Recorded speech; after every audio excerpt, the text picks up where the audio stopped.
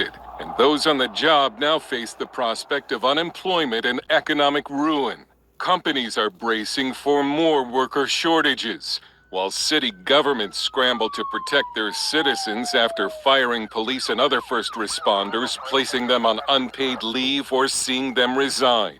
I love what I do, and now I'm put in a situation where I have to either go against my sincerely held beliefs, my faith, and what I believe in. Joe Biden's vaccine mandate, however well-intentioned it may be, threatens to create even more suffering and misery in what has already been a very tough year. 40% of TSA employees have yet to meet the deadline to be fully vaccinated, which hits just before Thanksgiving. That's a recipe for holiday travel chaos. The fact that 40% of TSA's employees are not vaccinated, something's going to have to give. I'm really worried.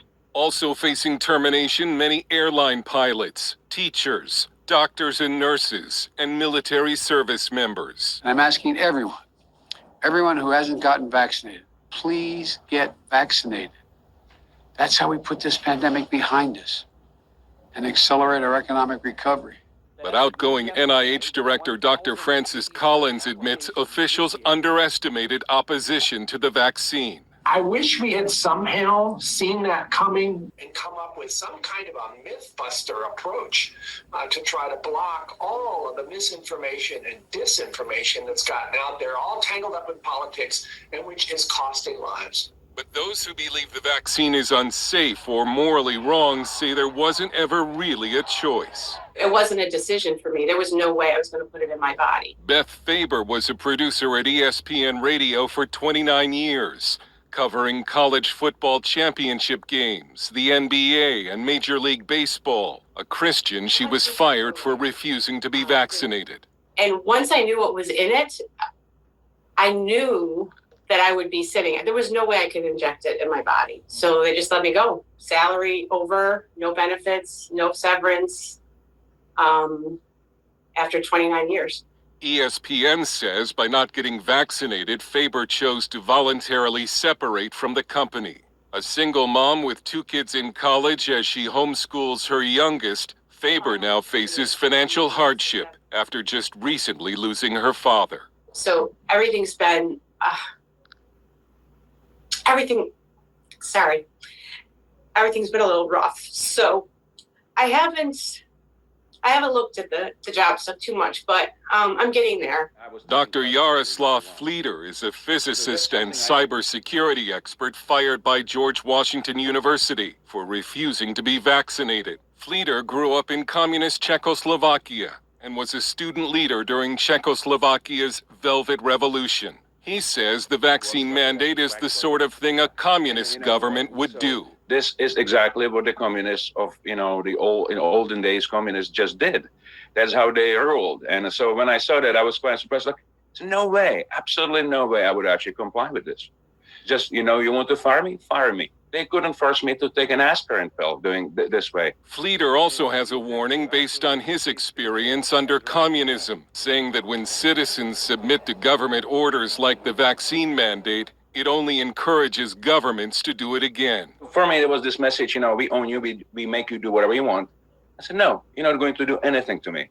And I don't care what the cost is. Tony Perkins of the Family Research Council calls the vaccine mandate a massive overreach by the federal government. And look, I am not against the vaccine. In fact, I've encouraged people who are in high-risk categories that they need to talk with their medical provider and make that decision which is best for them. So I'm not anti-vaccine at all. But I am anti-government mandate. Some states are fighting back with new laws blocking the vaccine mandate. Liberty Counsel has filed a class action lawsuit and a temporary restraining order and injunction against the White House and all 5 branches of the military. It is reprehensible, it's un-American, it's unconstitutional, it's illegal to force individuals, particularly our healthcare working heroes, against their will. And that is just despicable. Still, many legal experts believe the government will win. And if the mandate isn't blocked, millions of Americans not only face unemployment, but the possibility unemployment benefits could be denied. Dale Hurd, CBN News. Hi guys, welcome back to the channel. I came here to say this today. Don't be afraid.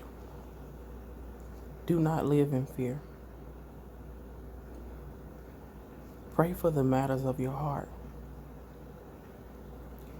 Do not be afraid to lose everything you have today. I know you work hard for everything that you own, you have. And some of us have came a long way.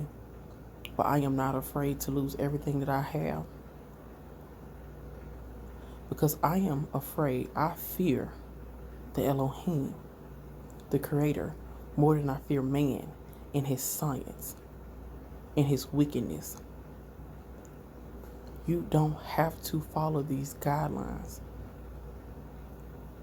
Two things that stuck out to me is when the lady was talking, she said when she found out what was in this vaccine, she couldn't do it.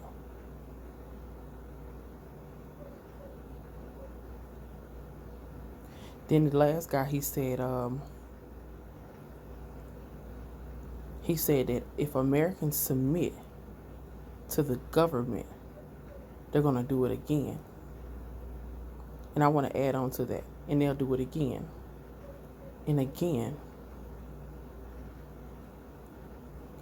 Do not live in fear. This is the flesh, people. Pray for the matters of your heart. Pray for your family. Pray for your friends. Do not be afraid.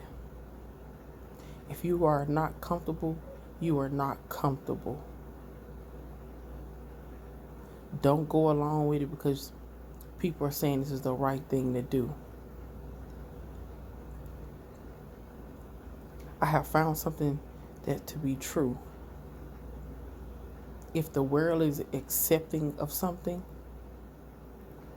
just know that it is false, it is demonic, and it's going to lead you to your demise. I'm out.